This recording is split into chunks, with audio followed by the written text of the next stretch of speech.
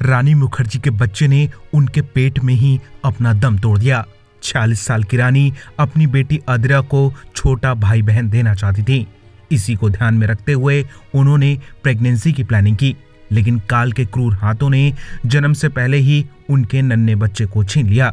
रानी ने बताया कि वो 7 साल से कोशिश कर रही हैं कि उन्हें एक और बच्चा हो जाए, लेकिन ऐसा नहीं हो पाया। रानी ने कहा कि अब वो 46 साल की होने वाली हैं। अब जो होना था वो हो चुका है। 2020 में रानी मुखर्जी प्रेग्नेंट हुई थीं, लेकिन अचानक उनका केस बिगड़ गया और रानी का मिसकैरेज हो गया। बहुत मुश्किलों से वो कंसीव कर पाई थीं। रानी मुखर्जी ने गाल्टा इंडिया को दिए इंटरव्यू में कहा, बेशक ये बहुत मुश्किल है। मैंने करीब 7 साल तक दूसरे बच्चे के लिए कोशिश की है। मेरी बेटी अब 8 साल की है। जब वो 1 या 1.5 साल की थी तब से मैं दूसरे बच्चे के लिए कोशिश कर रही थी और आखिरकार मैं प्रेग्नेंट हो गई, लेकिन मैंने अपना बच्चा खो दिया। जाहिर है ये मेरे लिए बहुत मुश्किल समय था। मैं भले ही दिखती यंग हूँ, लेकिन हूँ नहीं। मैं 46 साल की होने जा रही हूँ। ये वो उम्र नहीं है जब मैं बच्चा पैदा कर सकूं।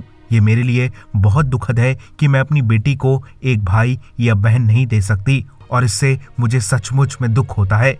लेकिन हमारे पास जो भी है उसके लिए हमें हमेशा आभारी रहना चाहिए। मेरे लिए आदिरा मेरी चमत्कारिक संतान है और मैं वास्तव में बहुत खुश हूँ कि वो मेरे पास है।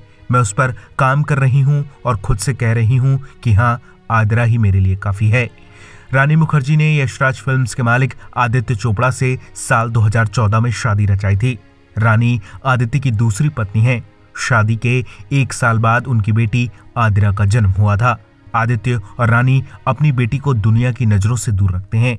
रानी और आदित्य की ख्वाहिश थी कि आदिरा के लिए वो एक भाई या बहन ला सकें, लेकिन शायद ऊपर वाले को यह मंजूर नहीं था।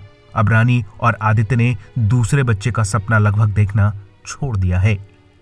ब्यूरो रिपोर्ट, बॉलीवुड पे चर्चा।